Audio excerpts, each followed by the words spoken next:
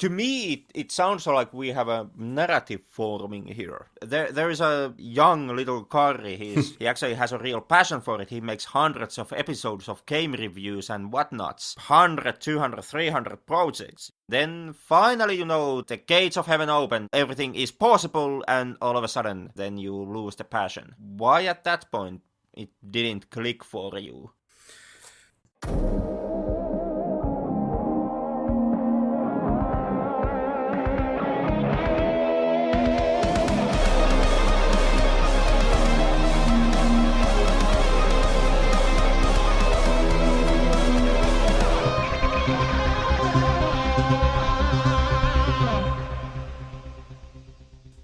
It's pleasant to be back, Henrik, but it's less pleasant to go back the memory lane, Henrik. Yeah, well, I take zero responsibility for today's topic. Yeah, so this is something different again. Surprise, surprise. This week's experiment involves us discussing our history and experience with technology related to video and audio production, all the hurdles around it, what are our careers in this field, if there's any to speak of. We'll find out all of that in this episode. Hope it's fun for our listeners. Everybody knows like all those lovely analog technologies we used to have, and we'll share our thoughts on that in this memory lane. If nothing else, I believe it will be fun for me. I can't say anything for you, Karri, but... Not sure. I don't know who's interviewing who here, but... God is interviewing all of us. There you have it. Uh-huh. Speaking of that, how did you actually get involved with anything audio-visual? Kind of purely and simply as an accident. To be honest, I don't really remember when I first time got involved with audio-visual per se, like when I originally tipped my toes into those waters. The moment when I did it like academically, when I finally applied to actually study the bloody field, that was mostly just a happy accident. I happened to be I applied as a joke, and then when the entrance exams were, I just happened to be around. Just a twist of fate, and I just didn't have anything better to do at that day, so I decided to actually participate in the bloody entrance exams, and well, that led into the academic fields. When it comes to working as a professional, well, once I started to study the audio visuals, then the next big question obviously became like, how can I get work from this field? Having the past bachelor in business, what kind of led me into a dead end when I graduated from business side. The layoffs were all around Finland, so that was kind of being bachelor in business administration meant that there was at the time there was no jobs for you at all. Weird. So it's kind of like, where will you just save yourself in that moment? I saved myself to the audio visuals, and then from studying audio visual, the obvious question was like, how you're gonna land a job here. And that also to me happened pretty much by accident. Like my first gigs on the field were just an accident. Do you consider yourself like a professional, Henrik? What's like the threshold you have to pass to consider yourself a professional? When are you a professional? Well, I don't consider myself a professional. Okay. But then again, I'm notoriously bad when it comes to somehow applying status or symbols to myself. I always give them to others and say that others are professional, but I never see the professional in me personally. That's very sweet. And I don't think there ever will be a threshold that I can get over so that I would truly feel that I am a professional. Take this podcast, for example. We have been doing this for over 5 years now. And I still don't feel myself as a professional podcaster. No. And it's not a question of the product. I'm extremely proud of the product that we have provided, the Flick Lab. It's not question about the money. I don't know, perhaps it could be a question of... Nah, it wouldn't be a question of money either. Like, if I would get a regular monthly paycheck from podcasting, I still don't believe that I would actually consider myself as a professional podcaster. Because I don't also consider myself as a professional film crew member or anything else. Professionality, I guess that's officially considered when you have graduated and then you work in the field. You are still not, you still haven't graduated, but you're very close there. Well, I don't know about close, to be honest. Okay. It's kind of a mess, mostly because work and everything else comes into a way. So yeah, that's kind of ironic in a way. Working in the field and can't finish your studies. Let's say like a year or a little over a year. You think? Yeah, a little over a year, yeah. Yeah, I've been thinking about the whole money thing as well. Money in itself doesn't really make you a professional, does it? It gives you more responsibilities. You might have to give up some of your freedom with this podcast. So I've been thinking about that. If the opportunity would hit you, would you go for it? Would I go for it? Certainly some benefits. You are kind of forced, your hand is forced to deliver a product every 2 weeks or whatever the case would be then. And there would be someone, I guess appreciating your work because you would be doing it for the money. So there's that. But also then the pressure would multiply, like, I don't know, tenfold. And you would have to deliver. You would have to deliver on time. And I guess it would mean also that you have to deliver a certain kind of product. So you have less reasons to follow your interest, which is ironic because the listeners would come from the previous episodes that you have put out, which would be coming from your understanding of how you want to deliver this product. So a certain level of streamlining would come as a necessity. So it's interesting. Yeah, certain kind of product, I would say, would be, for me, the biggest question, doing podcasting for money. Like, when it comes to pressure, when it comes to timetables, when it comes to the need to actually have a level of quality, that, I would say, pretty much has stayed consistent throughout the 5 years that we have done this. Okay. So I wouldn't say that having a paycheck, let's say, for example, for doing the Flick Lab, would that much...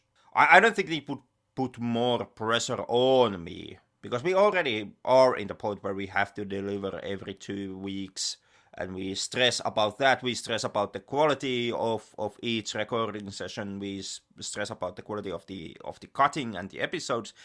We stress about the background research work that we do well, not this episode, but every other episode. So the stress already is there, and the quality also already exists there, as does the timetable. So what I would believe would be the thing that we would mostly have to sacrifice would be kind of the interest and the topics that we tackle in each episode, because at that moment, would we do this for money? Would we do this for some media agency or something like that? In that case, the demands of what type of episodes and the structure of the said episodes would come from. The demands for the episode and what type of episode we would have to do would basically come from the direction of whoever is paying the paycheck. Do you have any regrets of applying to study this field? And what's actually what you're studying now, if you want to share again to our listeners? Well, at the moment I always regret basically everything that I do, be it good or bad. Especially I regret every choice that I've ever made when it comes to studying. Oh, I kind of have the same feeling. I had a kind of severe crisis of myself. I'm now kind of hijacking, I guess, wherever you might have been going with your discussion there, but I remember that when you needed to select your next field of studies, well, it was the end of the primary school, and I was forced to kind of decide when I was, 14, 15, what is the future of me gonna look like? This has been discussed on media lately somewhere. I've been reading some articles related to this, that it's way too early for a person to decide on the rest of their life, basically. Well, fortunately, and especially at the time in Finland, it wasn't like the end of life decision, because you could study as many times you wanted. You could go have another degree on the vocational field, or go into another university, study some other field, Uni of Applied Sciences. But I was told that I need to go study printing, industrial printing, because I'm not even sure anymore what was the situation. Like, there wasn't enough seats to go study audiovisual, which was definitely my number one, and there was nothing else even in my horizon whatsoever. So I just had to choose something. I went to study industrial printing. I did later kind of realize that, these are very integrally linked. Both are dealing with media, and you need kind of similar application knowledge. Both support each other, but I didn't appreciate it at the time very much. And after 1 year, I finally got my place in audiovisual studies, and I went to a different school and started studying that. So that's kind of how it started. But I believe I spent freaking 7 years, was it, with just the audiovisual studies. That took some doing. I had different projects going on. I was dealing with, I guess, what would have been diagnosed as some kind of depression or period. So, yeah. After a while, the government started to kind of get more nosy about how you're entitled to your government support for your study money. So you really needed to start learning at some point and go to the classes, which I didn't. Then I went to the army. Then, funnily enough, I went to and finished my printing studies, and then I went to audiovisual again to finish that in a different city. It's been a mess, but yeah, I do remember my grandfather giving me a very wise point when I was not feeling really good about having been half forced into this printing school. He told me that what anyone would say, I guess, but it just kind of hit me, that no learning is lost, really. All kinds of learning is useful. You'll see. And yeah, he was right. But still, at the time, as like a 20-something, as like 16-year-old person, you don't really appreciate that. You don't really believe in that. That actually sounds pretty typical Finnish story. I do believe that that's also quite universal story, but especially typical Finnish story. It's extremely hard, if not nigh impossible, to say when you are a teenager, like what you want to do for the rest of your life. I mean, adults don't know that either, so how could a teenager or kid know what he or she wants to do?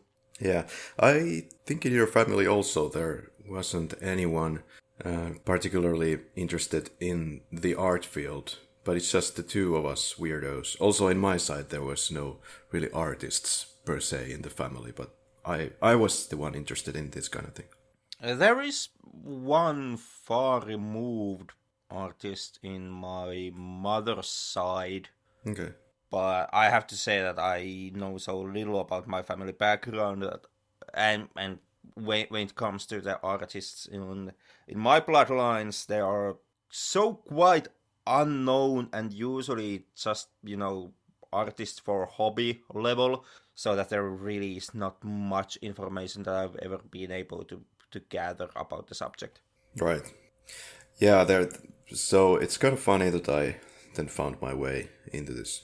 No one was there to guide me to the right direction, but they gave me the tools for some reason, anyway, to find my way into this. So since a very young age, I've been interested in recording things. When I was 3, my mom was recording me with her speaking on a C cassette. Yeah, and then a couple of years later, I guess at age 6, I had my own cassette player and loved recording almost anything with it. Anywhere we went, there was a portable cassette player with batteries, and off you go. And then when I was 12, I got my own video camera as a birthday gift from grandma. That's where it kind of escalated. So why recording? Why was recording the thing that you loved the most? That's a good question. Capturing moments. The ability to kind of manipulate reality, I guess. Yeah. Okay, anything particular in reality that had to be manipulated in your childhood? Well, I remember doing these audio stories, so to speak. Most of what we did were some kind of action bits with my friend or a couple of friends.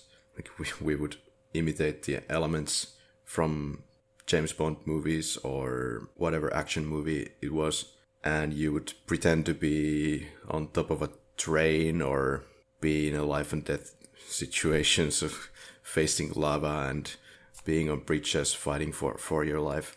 And it was easy to manipulate that in a way because there wasn't picture yet involved. Yeah, kids, I don't know. That's how it started anyway. Actually, it started at school. The very first recordings that I ever did kind of with my friends where everything, this kind of artistic side of things started. It was at school. There was a football game. Me and my friend just felt like we had to be like the game commentators there. And then maybe the next day I brought my audio cassette player there and we actually recorded that. We love to perform like that. Okay, but it never actually, if I understood correctly, it never actually, your love for performance and performing never, like, outside of your YouTube channel, it never actually brought you the other side of the camera. You always stayed behind it. Most of the time, yeah. I've never been so keen on seeing myself in front of camera. I always felt a little disgusted about seeing myself there. Okay, why is that? Why is that? I mean, I can kind of already guess a possible answer for the question of why, but if you open it up, like, why disgusted? Well, the person that I saw in front of the camera was something completely different to what I saw myself as being. It was not really about voice. I never had a problem with voice. A lot of people have concerns about their voice when they see a recording of themselves. Not my case at all. But seeing just the face and the expressions, and I felt like I looked like a complete idiot. So I didn't want any of that. Okay, so some type of aspect of a body shame. Yeah, I guess that's what you call it these days. But yeah, Henrik, any memories about C cassettes? I never toyed with them too much. Like when I was like the last days of my childhood when C cassettes still were even around. They were pretty quickly lost technology once the CDs came about. So I can't really say that I that much ever actually experienced with C cassettes. There were some more or less illegal bootleg recordings of CDs and other C cassettes that I did make. But since I never actually, I myself never had that I wanna record reality aspect with me, and I never did recordings unless I had to. So therefore, when it came to C cassette technology, I mostly just passed it. Okay. Yeah, that's interesting. That was like those analog technologies can be quite scary sometimes. I remember there were a couple of tapes that I had, and I had no idea how there were these kind of sound bits that there were. Obviously something went wrong with the recording process, but after some normal sounding bit where someone was speaking, then there's finally something like this.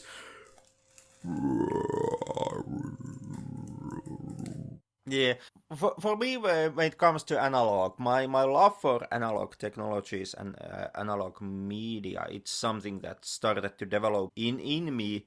Well, obviously, the main reason, the main culprit for that would be the VHS technology, which was something that I did experience quite a lot in my childhood. Yeah. Because DVDs came about a hell of a lot later than what, CD technology came out came about. But when it comes to like professional love for analog and the possibilities of analog, basically all the weirdness and the scariness that you described, that's something that I really got mixed in with, I would say, like maybe 10 years ago, when I really started to look like, well, outwardly is a wrong word here to use here, but outwardly aspects of analog technologies. Did you ever have your own video camera around No, those times? never, No. never. Those were way too expensive so that my family would have ever purchased one, especially seeing how, well, none of us were a filmmaker in our childhood, and my parents, they sure as hell were not the holiday home movie type of people. Right, right.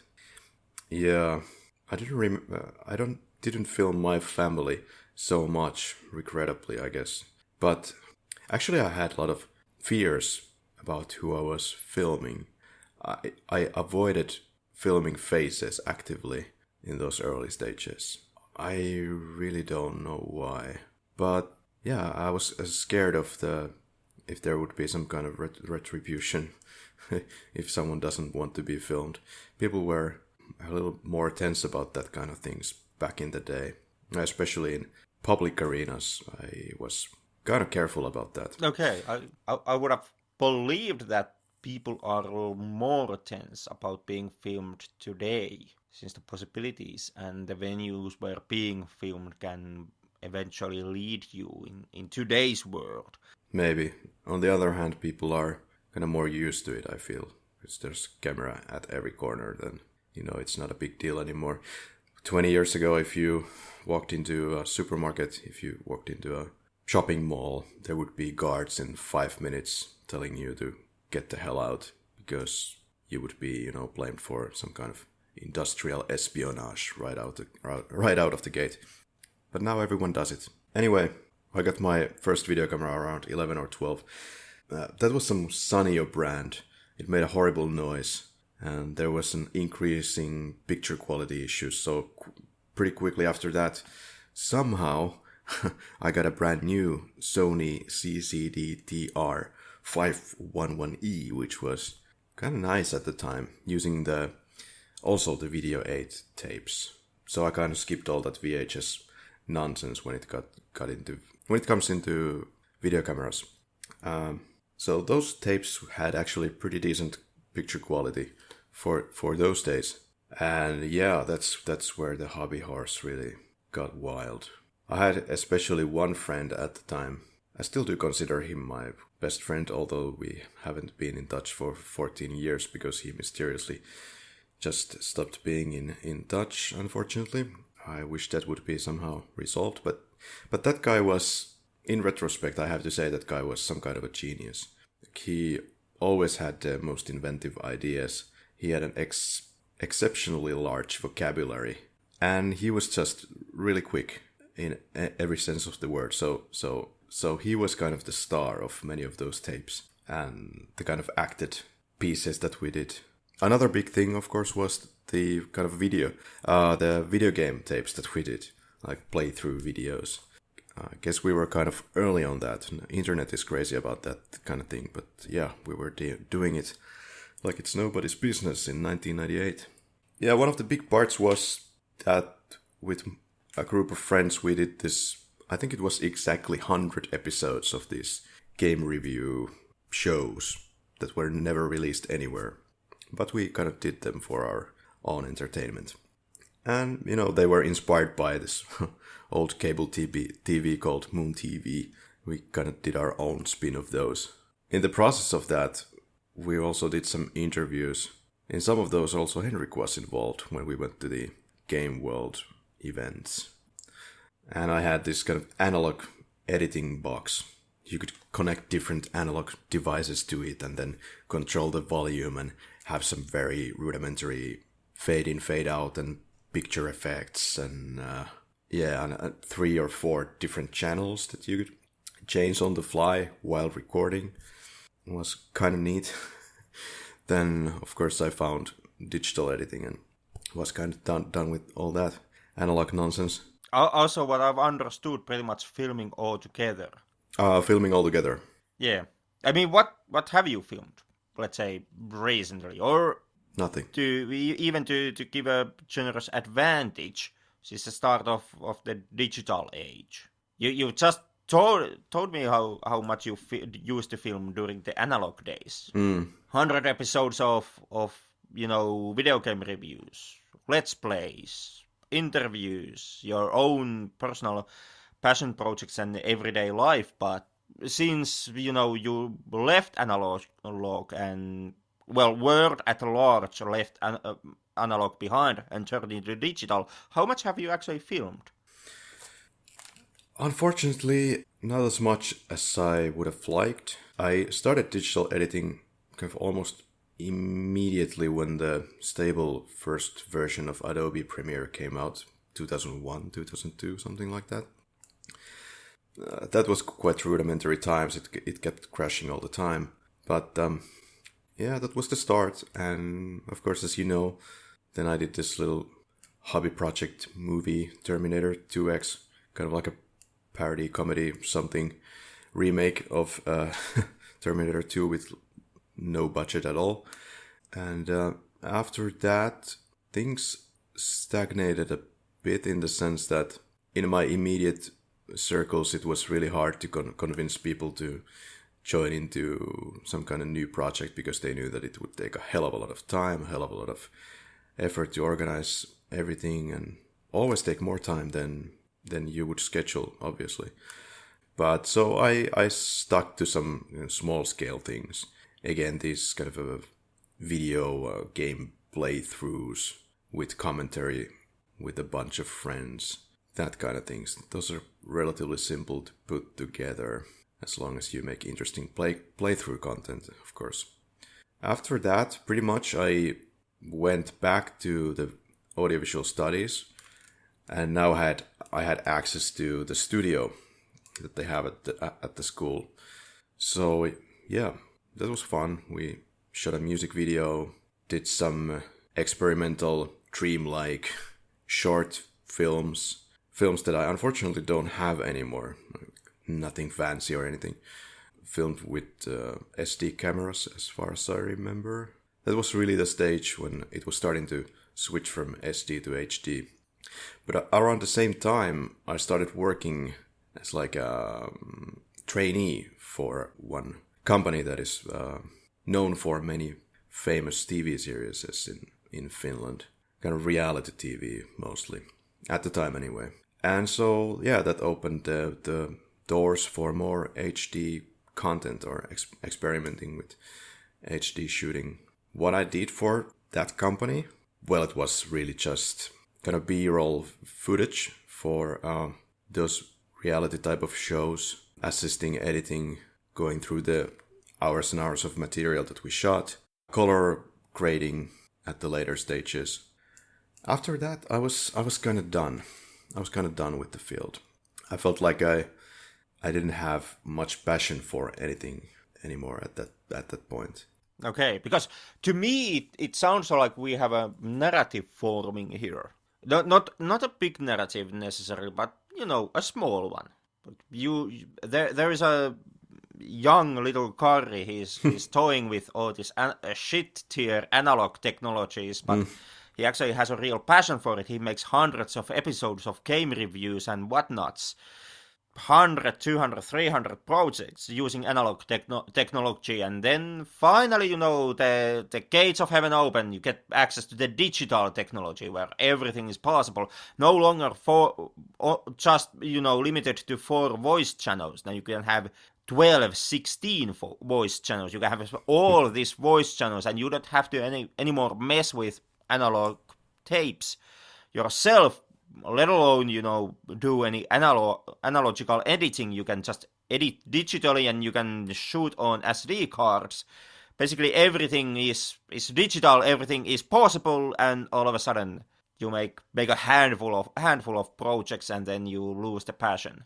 Yeah, it's interesting, when you don't have those type of friends around you that would be interested in the same type of things, then at some point it just dies, that passion. Like, okay, nobody wants to do fuck all. So that's the end of the road. Of course, yes, I could have been more looking for some partners online who are interested in similar activities, yes. In school, I had a lot of friends who had like wonderful minds and they were interested in all sorts of things. Some things came out of those things. We went for a lot of location scouting, had a lot of plans, some rudimentary scripts, but very little actionable items at the end of the day. And also those friends were left in the city of Lohja. Then I moved to another city, to Oulu. Life changed again, so this is just how it goes. Then you need to make ends meet. Actually, I was in Oulu for about a year, unemployed, just trying to get some work from my field. Trying to, keep this thing going. Then no one gives a shit. And Karri is like, all right, let's sell telephones, as we say in Finland. And I went to a call center and all kinds of different endeavors. Not so fanciful.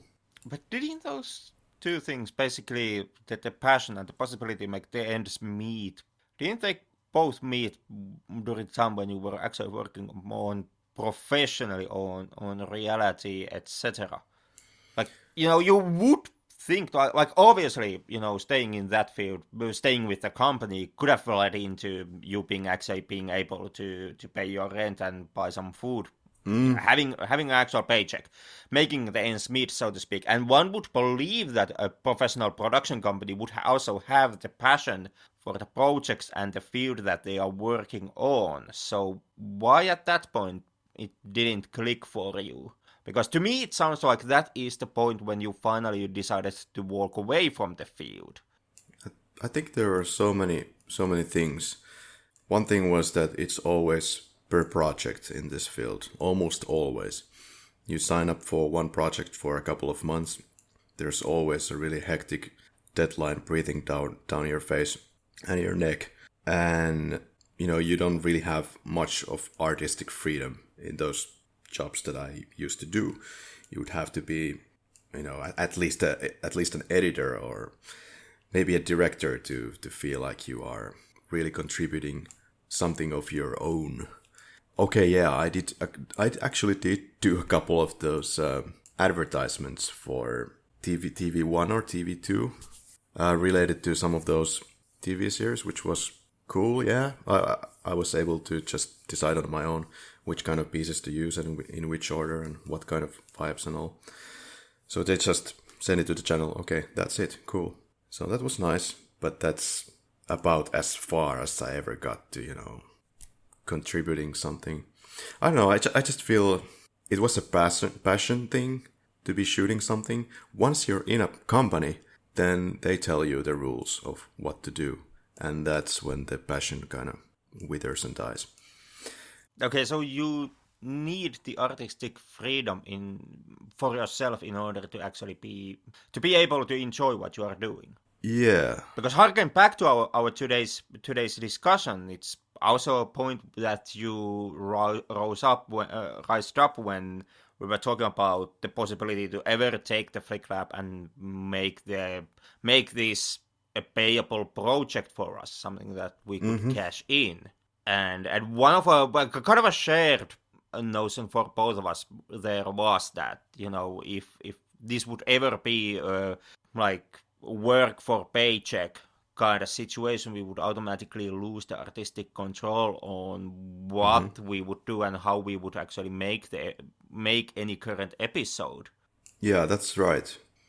And let's just say that the more I've done this podcast, in a way, the less I feel passionate towards movies. Or maybe I'm just feeling some kind of, maybe I'm just tired of content, which we have been discussing in past episodes. Maybe I'm just permanently tired of also this wannabe art and pretentiousness in films and egos behind the projects. Egos, what I've seen. I'm tired of commercial content, that's for sure. And when you reach a certain kind of threshold with movies, once you've seen enough of movies, a certain number anyway, you kind of become allergically sensitive to content that you can completely now see through. You can see what it's trying to do. to cover its bases, why it's doing the things that it's doing, money over substance. And when that happens, I just turn off the TV. I don't fucking care anymore. If you've got nothing to say and you just want me to be glued on the screen with these little tactics of yours, if there's no intellectual or some kind of artistic value behind all of that, or some, I don't know, revolutionary message, most likely I just turn it off. I don't care. The so-called, and the Oscar for Best Picture goes to problem. Ditto, my friend. Yeah. And same goes for music and TV shows. Any kind of arts of audiovisual type that I can think of. Got nothing to say? Okay. I won't watch it. You know, when I was working for those couple of projects for this company, I saw a lot of different strong characters. Maybe someone's gonna burn me alive for saying this, but yeah, hi everyone. Nice working with ya. But yeah, there are a lot of big egos in this business. And when you enter a company that young, well, everybody's young there, but there is always, you really strongly feel that competition also going on. There's some other 17, 18, 19 something guy coming in. He's telling you all about his experiences. Yeah, I was filming this. Yeah, I was filming that, you know. Yeah. And they speak of it with such pride, and why wouldn't they?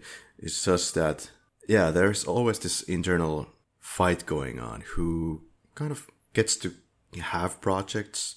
Who people want to show off is what I'm saying. And if you're older than, and if you're in a higher position than a trainee or somebody who was recently hired like me, then they would be really, let's just say that they would not appreciate what you were doing. They always had a seed of doubt in them that this guy is not gonna finish on time. This guy doesn't understand what the fuck I'm talking about. This guy is gonna do it all wrong. And it's just those kind of negative attitudes that turned me off. And the pressure. And the deadlines. And you have 2 months to do this and then you're unemployed again. Yay. Yeah. Like, the media field, hands down, is perhaps one of the most ego-driven fields that you have to be working on.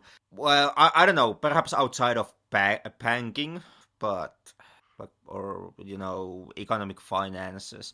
That might be even more ego-driven, but yeah, media world especially, highly ego-driven, big egos all around. Yeah. It's kind of also, it's sad in the sense that it's also a field that forces you to be ego-driven. Since, like you mentioned, the whole field is essentially it's gig-based. You have to always land on the next job, you have to get the next gig, so to say, and you have to get them quite quickly because gig lasts something like from 2 days to 2 months, let's say. And you have 12 months a year, so you have to kind of line up the next gig while you are working on the previous one. So, and in order to be able to be chosen for the next one, you have to really push yourself out there. You have to be one of those guys who constantly goes about how I was shooting this and we were shooting that and I was there and shooting the shit. And that's like, you have to do that in order to stay on afloat in the business. Yeah. Which, of course, once again, it kind of magnifies your own ego. It's not just that everyone on the field believes that they are the next big artists, they are the next Spielberg or what have you, hotshot cinematographer, but it's also that they have to believe that, or at least they have to act like that in order to be marketable for the next job, to be chosen for the next project. And that's kind of one of I would say, the biggest downsides and one of the most harmful sides of media fields. And also the reason why I find it ever so more difficult to actually recommend media field as a field of work for other people, because you don't feel it at first. You don't feel it in your first 2 gigs. The kind of, like you said, the constant internal competition, and also the effect of everybody pushing you down, kind of because they have to lift themselves up in order to once again be marketable for the next job. You don't necessarily feel it for the first 2 times when you are working on a gig, but when you are landing your 10th gig, then those experiences, the mileage, they slowly start to feel on you.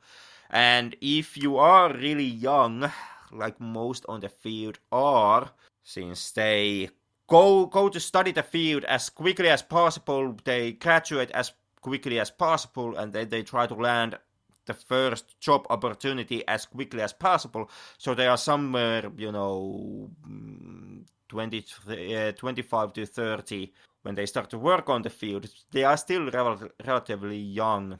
So yeah, I would say that it's a hell of a field to actually, especially to enter if you are a young person.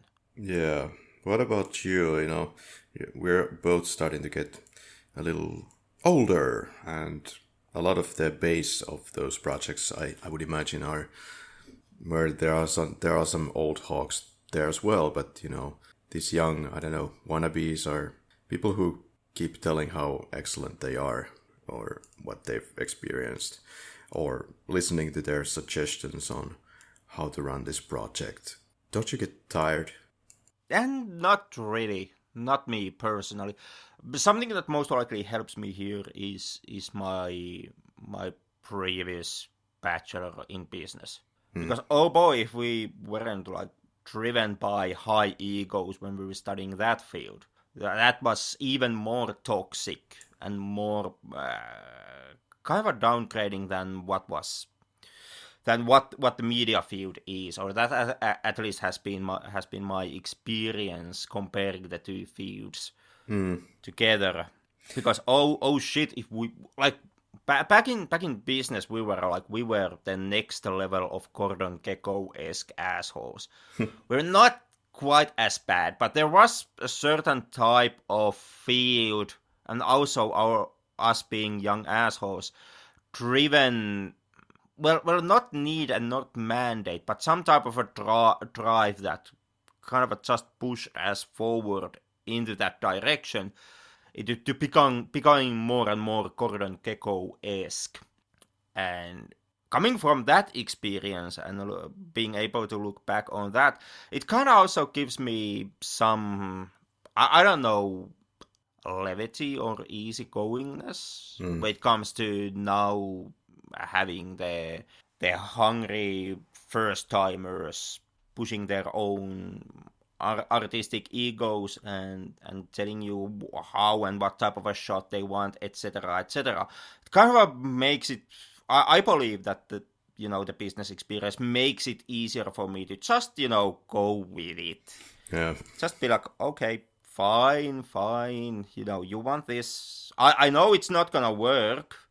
I can tell you already that it's not gonna be what you believe it's going to be. But if you say that that's what you want, you're not gonna get. Fix it in post. So interestingly enough, it turns out that you are actually now the one out of us two that actually has some kind of career to speak of. Do you think is it kind of, well, I guess I should ask myself this question, but yeah, Karri, was it pathetic that you just decided to kind of abandon this field altogether when you did? It wasn't like it just happened just like that overnight. It was just a lot of things. Moving to another city, doing all kinds of things just to survive. Then after that, I guess just there started looming all the possibilities of working outside of the country and how much money you could make with that compared to, Poland is, at least was, like a cheap country at the time, and the salaries that we got in the country at the time, that was kind of nice. So you could live way better than in Finland having the similar type of job. So that was my kind of moment of freedom. Yay! Everything is kind of possible again. And then I just fell into the world of IT. Zeros and ones, baby. There's only on and off. Yes or no. No artistic assholes telling you that, oh, I don't quite like that. Maybe let's do the whole thing again. Well, how is it? Do you feel pathetic now, having walked away from the field and joining the IT? No, but there's nothing really glorious in a way about saying that, yeah, hey, I work at service desk. It's just a service desk job. Lowest of the low. Except, yeah, when you get outside of your home country into interesting places like Poland and Philippines and Spain, then there's always the benefit of the environment, of course, I really enjoy the life outside of my country. Maybe it's also an ego thing. I don't know what it is, but also on a daily basis, you just experience such a different world to your own. It's refreshing, and people are more interested about you because you are that weird guy from Finland. What the hell are you doing here? So no, I don't think it's necessarily pathetic. I feel that it's unfortunate that I haven't pushed myself more into projects of the audiovisual sort. I'd love to try that more again. Maybe we'll do something when I get the hell out of here at some point. Yeah, whenever that will be. Yeah. But had you said that you would have felt pathetic, or that you would have felt that you were pathetic? Like, the reason why I asked the question was that had you said so, I would have extremely heavily pushed against that notion. Because the fact also is that when it comes to like you said, there is nothing glorious in the job you do. Well, I can vouch for the fact that there really is nothing that glorious also in that job in the media field. Okay. Like, certainly, yeah, at the end of the day, there is some glory to be had. You can get, as a cinematographer, you can get a really cool shot. As an editor, you can make a really smooth flowing edits. There is, like, it's not completely without its glories, but it's nowhere near as glorious as people actually think that it will be when they apply to study the field. Most likely what you are going to land, if you are going to land it, it either is like I said, it's the gig economy, and most likely it will be that for the rest of your life. Steady jobs are coming ever the more limited on this field. Most likely your gigs are going to be from commercials or from reality TV, the two highest working fields at the moment. You always believe that you are going to work on film. You are going to work especially on feature film, not on short films. Very few people do that. Yeah, absolutely limited. And even if you manage to land a feature film gig, it most likely, once again, you are going to be tied with the gig economy. So most likely you are going to get perhaps 2 or 3 job opportunities working on feature film. And outside of that, then it's reality and it's commercials or it's some other TV show. And that's like, statistically, that is the most likeliest career path that you are going to get. And that is, like, it's not the most glorious avenue in media fields. So the glory really is not that much there either. And when it comes to, like, also, like, staying on the field or lasting on the field, when it comes to, well, hell, even lasting in Finland, nobody can actually say how long you are going to last. Yeah. Media field as a field, it's a field that burns you out really quickly because of the way how it's being organized and how it operates. Yeah. And in the same way, like, it may also be extremely possible that you have to also venture outside of Finland just in order to land your next gig on the field. So there are no guarantee. There is no need to feel that you didn't last long enough on this field and you abandon it too quickly, because nobody can actually say how long they have working on media, and hell, nobody can actually say how much they have time to last or work on any given field, at least in Finnish workforce today, because the work culture itself and the idea how well in Finland we see work and we see work opportunities, it all goes into more and more gig-based economy in every single field. We no longer, like, when during your parents or perhaps and your grandparents' time, the way how work operated in Finland, it was like you get a job from a factory, or you get a job from a corporation, you get a job from a Nokia. And you can believe that, that job is going to last for you the rest of your lifetime. And perhaps most likely you can also bring your kid into that company or that factory. But that no longer is how work operates in Finland. And the companies rumoredly would also pay you the flight tickets to the company premises to have the interview or start your first day. Yeah. Different kind of culture. The companies would kind of often approach you. Please come work for us. They did, and there even is rumors. Looking back at my parents and grandparents' days, when the company would even pay you some allowance when you were on holiday, just in order to, make sure that after a holiday ends, you return back to work for that company and you don't change companies. You were really treasured asset back in those days, but these days, it's typical that everyone's work career consists of 5 to 10 to 15 different companies. Yeah, the Finland is such a ridiculously small country. You'll be kind of lucky. You'll be extremely lucky if you get to do the kind of job that you want to do, looking at the statistics of how many workplaces are currently open in Finland. Like, it's an incredibly small market, and never mind about doing feature films. Even if you would be doing feature films, it's a couple of months project, and then you have to find something else more less fanciful, and then maybe in a couple of years again you get to do some of those feature films. But yeah, that's, I believe, how it works. Yeah, I mean, it was just on the news. There were 800 applicants to the Finnish Cinemaplex Pinkino. Yeah. Just to sell popcorns and movie tickets. I saw it. Like, that's the situation of today.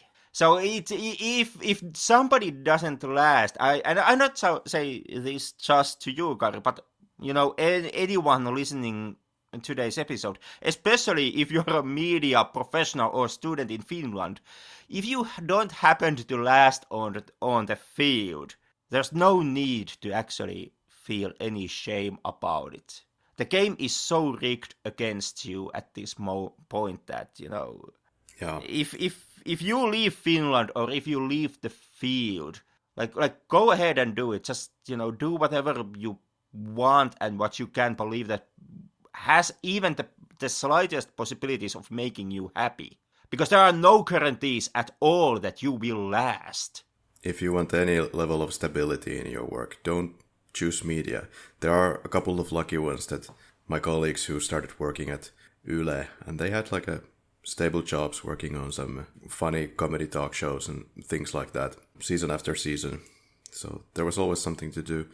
At the point when I started sleeping at my work office, working on this color grading and assisting editing, just to get shit done, and having this toxic work environment, I guess, then I pretty much didn't have the most positive experience of this field, sadly.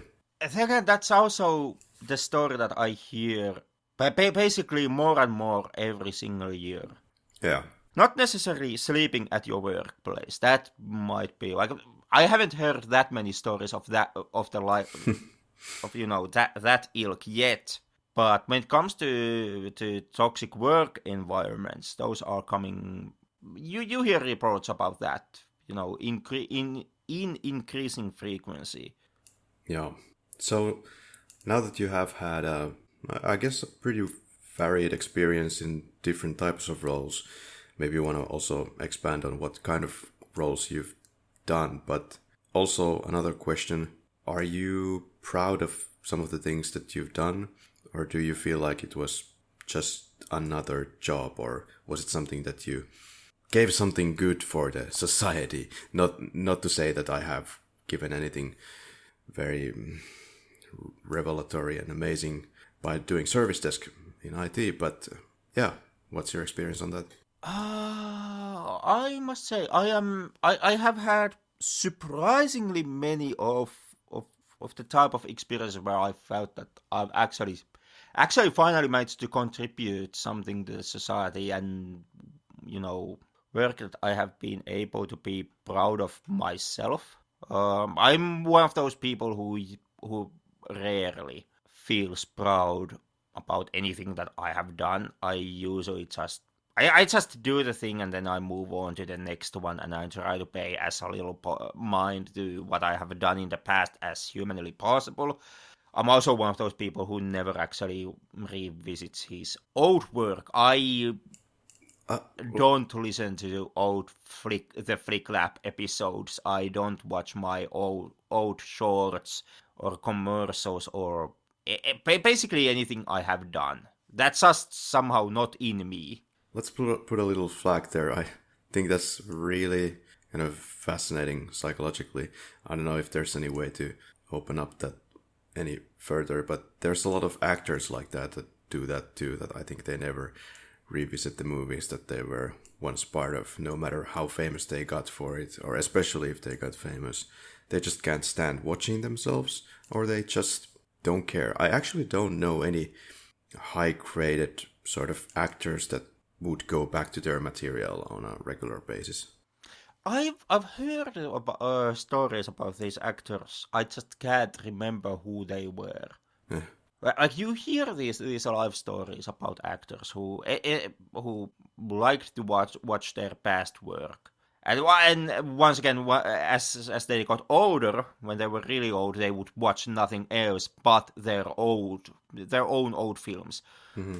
But I can't remember who those actors, or can't remember any of those actors, because at this point, the famous actors, they are kind of there's just kind of a jelly in your memory. All the names and the faces and the films, they kind of blend in together. It's impossible to say who actually did have this work and who did not. Yeah. Okay. And you've been shooting film. You haven't been acting much, I guess, but you have done some theater work.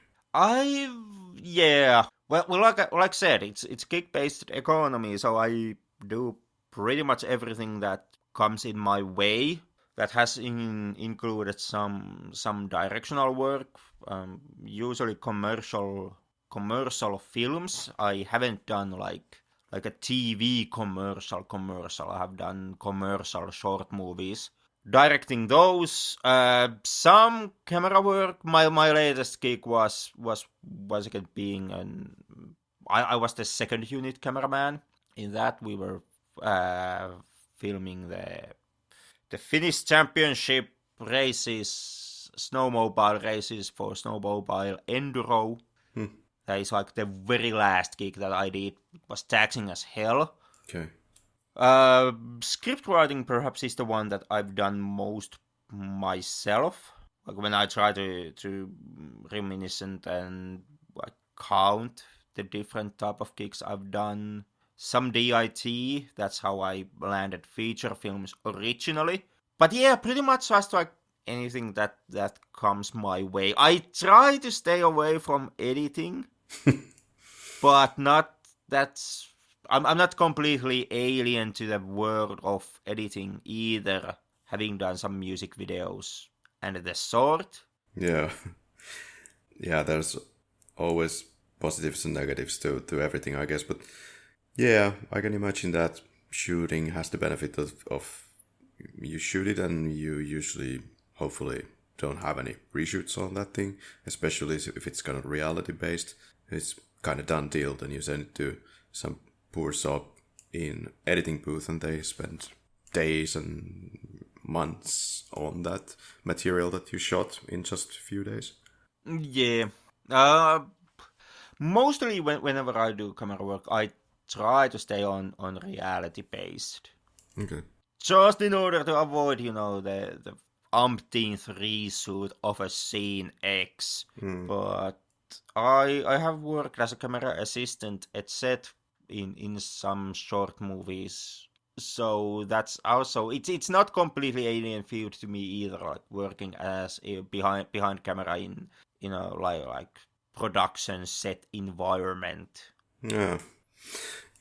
Come to think of it, I had this one project where I was trying to kickstart some kind of my own company doing digitization of old pictures or old films or VHS material.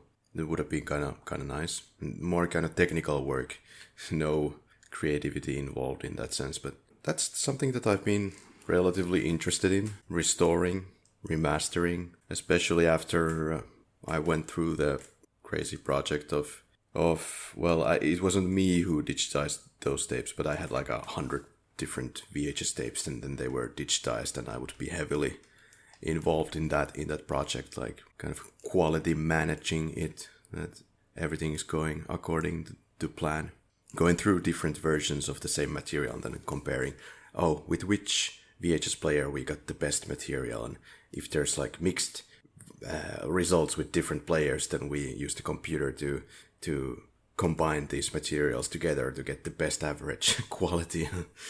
Yeah, can be kind of fun. But it didn't kick off, so here I am.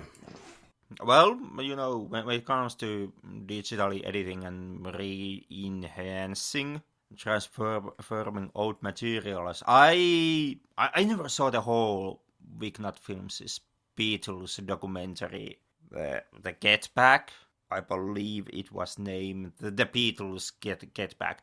Anyways, came from the same company that made the World War One documentary. They shall never grow old. And looking back at those two projects, and at times extremely horrendous quality that those films had, I gotta say that you perhaps didn't miss all that much. Right. Yeah, it's not always good if it's old. No, and I can say that, AI effects these days, they make a hell of a job. Like, it sounds like a smart idea, use AI to fix, for example, old film material and to enhance film material. Don't even get me started. It sounds like a novel, it sounds like a really, like a winner choice, and then you see the end results, especially if you see the end results from a big screen, you're like, oh my god. Yeah, this is one of those like pioneering moments or something. Like in the past, we had this phase where we had really shit quality digital video. The beginning phases of YouTube, for example. Unfortunately, we're going to suffer from these after effects for years now. People have spent a lot of time digitizing their collections in this shit quality phase of the internet. Everything got downgraded horribly in the beginning few years of YouTube, for example. And everything started to be more online, and especially streaming. So it was a horrible downgrade in the quality from the original digital masters, let's say. And the thing is that, well, a lot of that material is now shit quality, and just have to wait that somebody's going to find the original sources again, and then get the quality back to the par that it was supposed to be. And now this AI digitalization, call it what you want. Oh boy, we're just kind of manipulating old material to something that it wasn't, it couldn't be, it never was. Adding information to those tapes that wasn't there, making them look all sorts of weird. And that's gonna be saved for the new generations of people. Yeah, the saddest part there is that, like, I would be more okay with that if the input then would be also better quality. Like, well, for example, like, They Shall Never Grow Old. And the big deal there was, or the big marketing push behind that film originally was that they are going to color the old black and white footage. And when it comes to coloring black and white footage, that's nothing new. People have done that for decades. Back in the old days, they used to do that even by hand, just like painting color on top of black and white film grain. But like, so in itself, the stunt itself is not groundbreaking and it's not new. You do something that people have been doing for quite some time now, and then even after that, like you decided to use AI digital effects, and all of a sudden the end result is weaker than what it was back in those older films that did the exact same stunt. So you have more advanced technology that you used to do the old gimmick, and the end result is actually lesser than what it has been before. And that's what really kind of pushes my buttons when it comes to that topic. Yeah, now the trend is that gotta have HD, the higher the better. I'm not completely writing off the whole AIing of video, but there's a long way to go before we get to something that would be kind of broadcast acceptable. I've been doing some minor tests on some of my material, how that SD material from Video 8 would look like in HD. Yeah, terrible. I guess if you would use the smallest settings to add like detail to the picture, it would give some kind of nice sharpening effect to that, but I would say no, not at this point. Let's wait another 20 years. Yeah, I would also make at least for now, I would make a hard pass. I'm also less of a believer when it comes to 10 or 15 years. Like in my opinion, there are material like that shouldn't necessarily be given the HD treatment, simply already on the basis on how it was originally shot. Like when you were shooting the footage on the lesser equipment, and therefore you had the lesser visual effect on the material that you were shot. Well, a capable cinematographer, a semi-smart director then works around that subject matter, makes certain that the film is shot in a way that is not necessarily a groundbreaking problem. Which then, if you later come, if you come 5 years later and you just digitally enhance it in HD, there is no any guarantees that the film itself wouldn't suffer in the process, because it was originally planned and shot and all around it. It was produced the way that it was produced around the limits and the hardships that the technology of that day and age provided, and you worked around it. The whole thing was thought from the perspective of, okay, these are the limits, how we are going to circumvent them. And if you now just kind of just uplift it into the HD quality, there's a, in my opinion, enhanced possibility that, something that was not originally, or film that was planned in a certain way, it will turn out to be in another way now that it's HD. Yeah. Like to give an actual like grounded example of this, harkening back to the very old episode of the Flick Lab, where we were going through the old Halloween movies. Now some of those have gotten the image has been made more clear. There has been not necessarily being brought back to HD, but more and more, the image has been upscaled. Yeah. At least to some effect. And all of a sudden you may start to actually notice some inconsistencies and small errors in the footage. You can see a crew member A there. You can see a speck of a film camera in the left corner. You can see a reflection on some surface, etc., etc., etc. And that originally, wasn't necessarily a problem there, and those may be things that the filmmakers didn't account for, because the original filming equipment wasn't on the level, or the projection equipment wasn't on the level that they had to actually worry about such things. But now that you come 10 to 15 years later and you digitally enhance the image, make it more clearer, the original quote-unquote mistakes that exist there simply because, it weren't problems back in the day, and they were filming around the problems and the limitations that they had when the film was originally shot. But now they start to creep up, and now they start to be a problem for the film itself. Yeah, you can see that, for example, in some of the early major CGI blockbusters. Take Jurassic Park, perhaps. You watch that on 4K UHD disc. And yeah, now you have the crystal clear, real shot footage. And then you see the groundbreaking CGI. The groundbreaking CGI, which looks quite blurry. Which you remember, it was really something breathtaking when you saw it originally. I don't know, maybe they had the same problem when the film was shot in cinemas to an extent. But yeah, when it comes to home video, it's a different story. I honestly, I don't remember having that effect.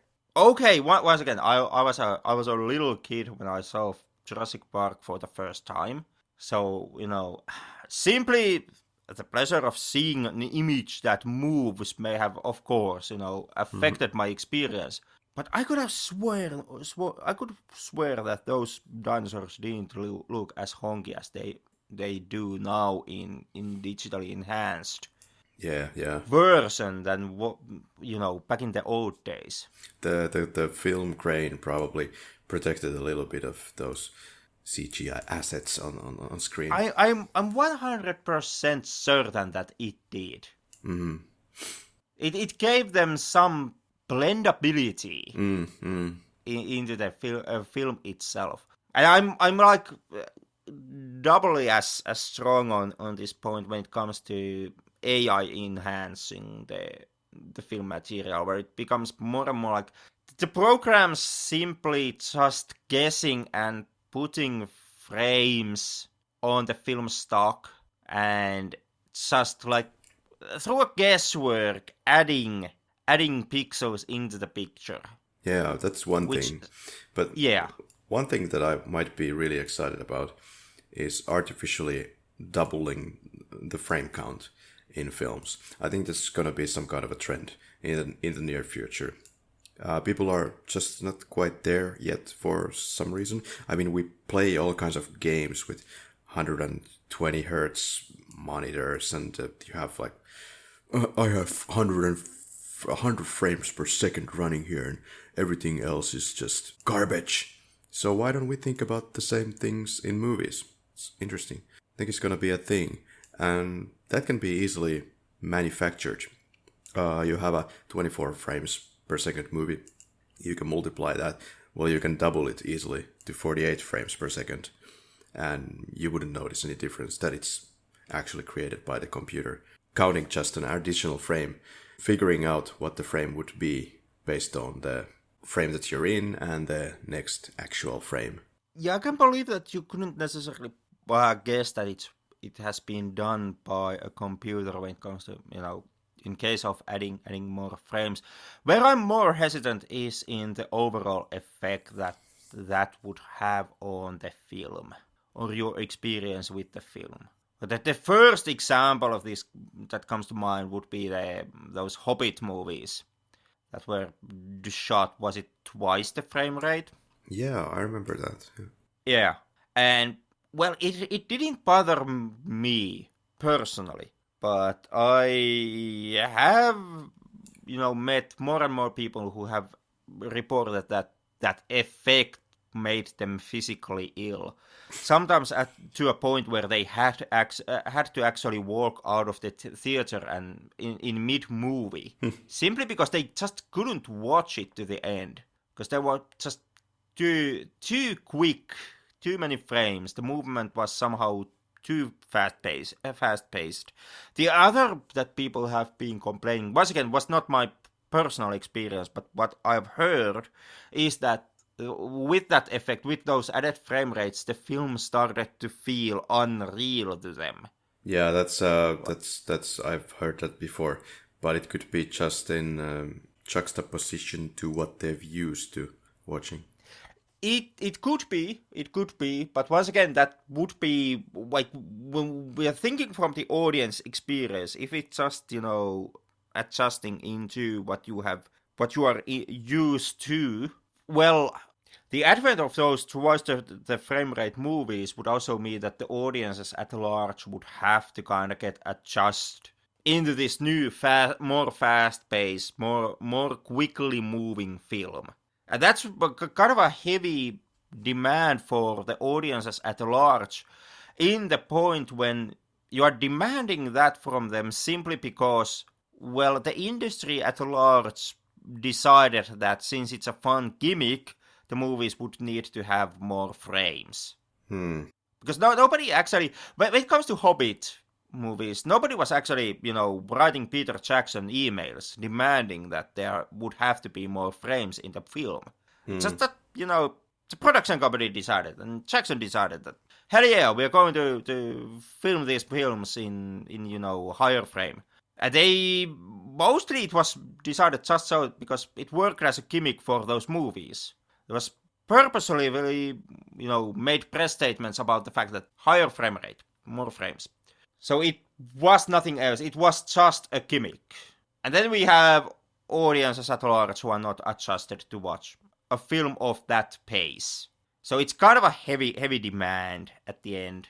And at the same time, it's so weird. At the same time, you have the gamers who 20 years ago they didn't give a crap about frame rates, and barely people even knew what the frame rate is.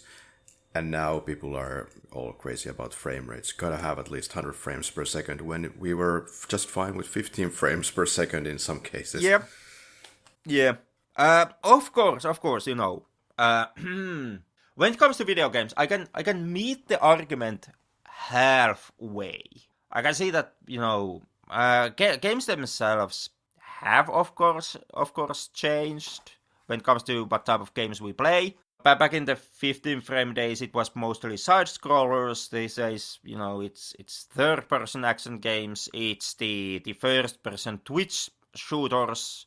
And in some of those games, I can actually see that, the FPS count actually does matter. To a point. Yeah. If you play Call of Duty Twitch shooter, in that case, playing it with 15 frames, that's going to be a problem. Or if you play something 3D action RPG, highly punishing, like, let's say, From Software game. There the lower frame rate actually can really hurt you, because if it dips at any point, you may take a hit that you would have otherwise been able to avoid, and in a highly punishing game, that might be just the limit between life and death. Right. For your character, that is. But outside of that argument, mostly I feel that, when it comes to the FPS count in video games, it's just more and more, and this is my personal opinion, but it's just more and more just, kind of a technical vanquery and nothing else. Like I can see that the FPS count, it matters up to perhaps 60 FPS. Depending on the game that you are playing. Call of Duty Twitch shooter, 60 FPS may be something that, like in a Call of Duty Twitch shooter, that 60 FPS, it maybe have gameplay affecting effect. But it does not apply to any game, and I would say that there also the cap would be somewhere in 60. Perhaps even lower, to be absolutely honest. Perhaps even in 50 FPS. When it comes to 100 and 120, etc. FPS, in there I'm more and more, I just believe that that's just, technical vanquery. You put thousands of dollars into your rig, You pay $4,000 for your video card and 2,000 for the motherboard, etc., etc. After all that monetary investment, you have to actually believe and be able to tell others, and especially to yourself, that money was not wasted. So you tell everybody that no, you absolutely have to have 150 FPS or the game feels broken. Yeah. Then again, look back at FromSoft. Bloodborne was capped at 30 and didn't even manage to keep that consistent on PS4. Sometimes dipped into 15 frames per second. And okay, yeah, 15 frames per second. When the game was running at 15, that was actually a problem. That did have a possibility of leading into you taking involuntary hits from the enemies, and Bloodborne was highly punishing video game, so, there it might actually matter. But still, the game itself was capped at 30, and it was Game of the Year in God knows how many places. Yep. Won countless awards. Was audience beloved game, considered classics even today. Even after Elden Ring, many people consider Bloodborne to be FromSoft's one of the best, if not even the best game. Possibly even better than what is Elden Ring. So in that sense, I do find it has to have 120 FPS, kind of a honky demand. Yeah. People loved capped at 30. Yeah, I do remember that. Also in video games, you don't have the problem that you have with movies in terms of improving the visual quality.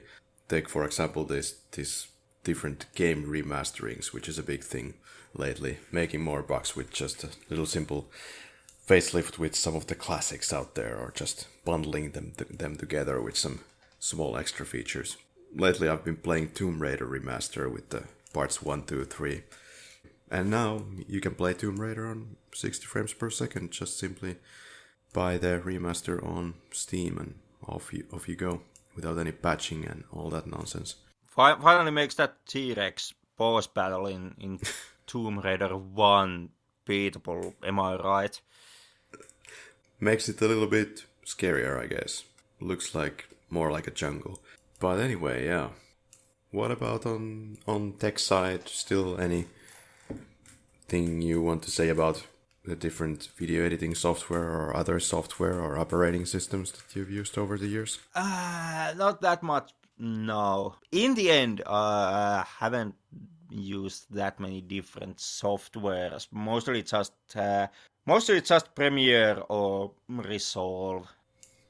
Right. I myself, I lean more into Resolve, but everyone else wants to use Premiere for some god-awful reason that I've never actually been able to understand why. I did try some of those other softwares like HitFilm and what have you, but I don't know, I quite quickly just walked away from those.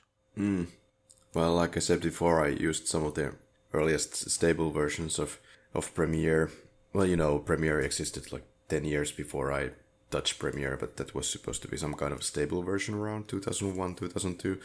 So I did that. Kind of shortly after that, a couple of years later, I jumped into the Linux bandwagon. The thing at the time with Linux was that it was not ready for prime time with audiovisual stuff, especially video editing back in those days. Like the same software was available by name at that point, like Kdenlive and OpenShot maybe? I used Kdenlive, it kept crashing like a motherfucker. That was basically unusable during those days. If you had something serious to work with, forget it. Not gonna work out. Except maybe if you were using some FFmpeg scripts and commands to do more simple streamlined command line type of video editing and compressing and converting. I think that would be just fine, but yeah, we needed to wait for quite a while before we got anything serious going on Linux video editing space. And that's unfortunately largely why I left Linux at that time, and that's when Macintosh was the hot shit, and I jumped on that thing, and everyone at work and at school in the video field were using Macs, so that was kind of a no-brainer to then use Macs for compatibility and just ease of use, and less crashes than on Windows at that time, for sure. So that was all well and good, but then there comes a point where you just see the shortcomings of commercial operating systems. You feel how they try to make them unusable, the operating systems, as the years go by, so that people would buy more computers, of course. So that's where I started switching my things back to Linux, just to see where we stand right now. And to my surprise, that the basic operations with video editing, let's say like 5 years ago, and now, it's okay. It works.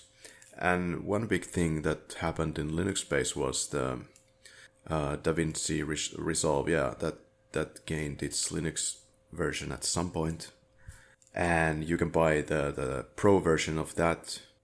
And as far as I know, when you do that and install a couple of funny things, then you have a Mac or Windows level editing space on your system. So that's great. Haven't bought it. I've been just doing fine with the open source Kden Live so far for all the simple things that I do, like the YouTube videos for the Flick Lab, pretty much as simple as it gets. But yeah, waiting for my first crashes when I launch up 25 different timelines or video tracks on the same project and go watch it crash and burn. Yeah, the industry is kind of enthusiasm to use Macs is one of the things that I've never actually understood, at least when it comes to film in Finland. I think it's like more historical reasons. People got used to that when Mac was the king of multimedia, but that's not really the case anymore. You can do largely the same things as well with Windows or Linux. Could be. Like I said, I kind of missed I missed the early days when Mac was, or when Mac made the push in audiovisual and video and editing space. So of course, when it comes to any nostalgic factors working on Mac, I completely missed those and therefore don't have them. But like looking at the situation as an outsider, I can kind of understand the appeal of the Mac, since they are, in my opinion, still more stable than what Windows is. The only way to actually resolve a problem in a Windows is with a shotgun. Yeah. That damn thing likes, it always likes to break something down, and usually it's something really small and extremely obscure, but it just somehow manages to fuck up the entire workstation. Yeah, it was my understanding that the new Windows versions are not, Microsoft doesn't have like a proper testing department anymore for anything. It's more like, let's just push out this version and see what people think, and then push the fixes. That would explain so many things past Windows 7, in my opinion. Yeah, and when you compare that to the, as it appears, simplicity of Mac, where it's just gonna drag and drop an application to a folder and, oh boy, it's installed already, type of simplicity, I see why people would gravitate towards it. However, like with something as complex as video editing, there's things about codecs. You need a certain level of flexibility with your operating system, goddammit, on occasion to do some more advanced things. And if your operating system is not kind of willing to quite bend that way, like installing some libraries and codecs and stuff like that, like it can be the pain point with Mac, then yeah, you might run with the tail between your legs to Windows. Yeah, that, and the another big problem that I have with Mac is that as an infrastructure, it's so closed. Yeah. When it comes to like, you need iPaper in order to take iShit in iToilet if you are working in Mac environment. Absolutely. And that's like the losing of that flexibility that you can still have with Windows. even though Windows itself is honky and it's like it breaks down in any given Sunday, but still losing that flexibility. I am surprised that the media field at large is still so hooked up with Mac. At this point, I actually believe that media professionals are like the largest customer base that Mac anymore, or Apple at this point anymore has. Everybody else has abandoned Apple, but thank God there are the media professionals who still are dead ends sticking with it. Yeah, it's goddamn nonsense these days, I would say. Mac OS, often considered tightly knit with the hardware that it comes with. Yeah, that may be the case, that it flows like buttery smooth when you buy it. Wait a couple of years though, and something will happen. It will become fucking unusable. At that point, you go somewhere else, or you are not the smartest, consumer, and you just buy the next Mac thing. Yeah, well, with Mac there's a really limited amount of like small repairs that you can actually do in Mac environment. That as well. If something breaks down. So it very quickly becomes the question of you either buying a new Mac or you just walking away from Apple altogether. Right, and you mentioned the iSheet and iToilet and those valuable things like that. Once you get out of the ecosystem inside Mac, you're on your own. And oh my god, if you try to export your settings or your documents or something out of the iSheet, it's quite complicated. Same goes for Microsoft, by the way, and their Office. Take OneNote, for example. You might have like thousands of separate pages on OneNote that one day you decide, okay, I don't want to do the Microsoft way anymore. Okay, good luck. I think your options are basically manually export each and every page one by one to a Microsoft document, like a Word document, and then copy paste to some other application. Yeah, pretty much. That's one of that's the main reason why I try to avoid using OneNote. Or any of those, especially any of Microsoft cloud-based work environments as largely as possible. Like when it comes to, for example, Office programs, I would rather use something like Microsoft Office 2007 than any cloud-based application that Microsoft offers to me. Yeah, cloud is all it's about. I keep dealing with Microsoft Office on a day-to-day basis in my work, solving the different issues with Outlook and Word and Excel and plugins and like that software is made by a bunch of evil maniacs.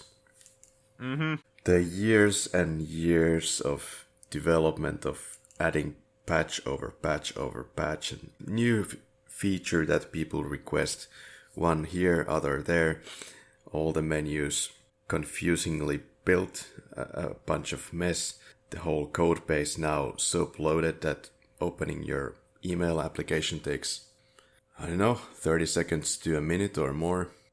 Just forget about using like old HDD disks. It's just gonna take maybe 5 minutes. It's just complete bullshit. Yeah. Yeah, and I also on top of that, I just can't stand the visual UI design in the new Microsoft applications. Like the Windows 11, and it's just a matter of taste, but to me it looks absolutely horrendous, and I hate the way how it looks. I absolutely was appalled by Windows 8 and that like tap screen style that inherited. That was that was the worst graphical user interface that Microsoft has or anyone has ever pulled off. And I was really happy that Windows 10 abandoned that, even though Windows 10 still looked, in my opinion, kind of like hot garbage. But oh boy, Windows 11. Like, Jesus Christ, please design that again graphically. Yeah, it's just Microsoft has this weird tendency of trying out the latest hot shit and then making it and baking it into the operating system as something really integral that everybody has to use. And then I don't know, couple of months, 6 months, a year goes by, and then they're like, oh, maybe this didn't work out. It's nice that we tried it though, and let's just go back to where we were. I think in many ways operating systems are now at the stage where all the basic functionality, it's fine. You don't need to improve it much anymore. It's done. But as a company, you always constantly have to innovate, and it leads to shit shows like Windows 11. Yeah, well, there was a time when actually they didn't feel the need to constantly evolve the user systems. Like, if memory serves correct, was it Windows 7 or was it Windows 10 was that at the time was reported to be the last Windows operating system that Microsoft ever puts out? Okay, it was, and if I remember correctly, it was Windows 7. Like, Microsoft gave a sword oath that this is the last Windows that we will release. After this, it's just going to be, updates and patchwork on this system, but there will not be a new Windows. Yeah, I think it was Windows 10. But... Yeah, could have been Windows 10. But anyways, here we are, Windows 11. Yeah. It's desperately trying to be like forcefully pushed down to your throats, and you actually have to like take your own separate steps and physically start to block Windows 10 from updating itself automatically to Windows 11, which also is some grand level bullshit that I just can't completely comprehend. Yeah, working day to day on my work with Windows 10, I just feel sorry for humanity that you people have to put up with this bullshit. Everything is like in a John Woo movie in slow motion. Anyway, for the last few years I've been just working exclusively with Linux, and now lately just been sticking to Debian. Debian has this philosophy of staying as solid as a rock, just selecting the most stable current versions of applications that are available and kind of testing it to death and then pushing out the new version. Then for the next 2 years or so, they will just push out the security updates. And if there's something like that absolutely needs to be updated, like feature-wise, they will probably push it, but the absolute focus is on security updates. So nothing will break, at least for those 2 years. And the updates should be smooth. I usually just, start from the ground again. I just wipe out everything and install the new system from scratch. But that's just me. And when it comes to the Flick Lab, though, it has also given a lot, I think. I think we sometimes fail to appreciate the things it has given to us. At least for me, I think about this phenomenon called the prodigy effect, which means that we can retain information better and faster when we know we have to teach it for others later, mainly for the audience here, I guess. So that's definitely where DFL shines for me, at the very least. If we're talking in kind of purely selfish terms, that works for me. And I have learned quite a bit about history and sciences here, and of course movies, and something about movie making while doing this podcast. So that has been a great journey. Yeah, as Finns, we love nothing as much as to complain about everything and cursing whatever it is that we are currently doing. But to me also, the lab has been, in the end, to be absolutely honest, quite positive experience. Okay, yeah. Even surprised in this episode how much you are feeling positive about the Flick Lab.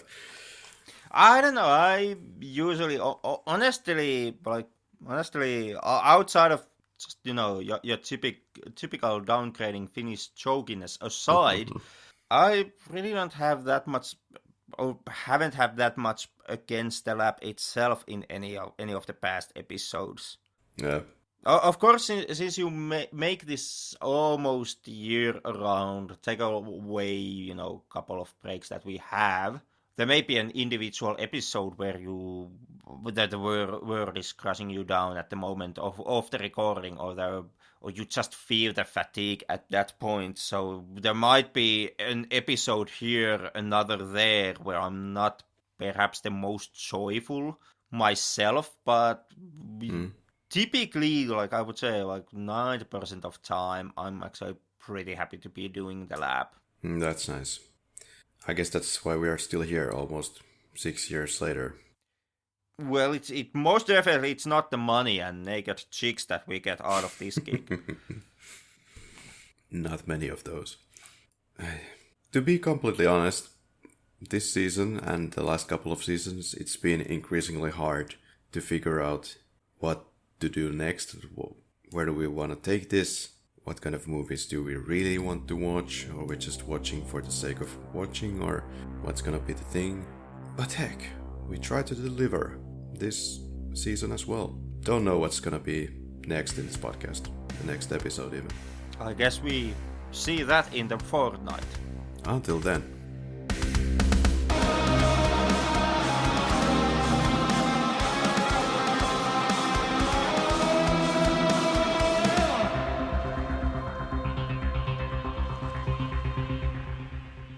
Okei, sammutan nauhoituksen. Hienosti 2 tuntia vältteli ihan totaalisesti sitä, että me ei itse asiassa sukelleta Terminaattori 2X, mutta täytyy onnitella sua suorituksesta.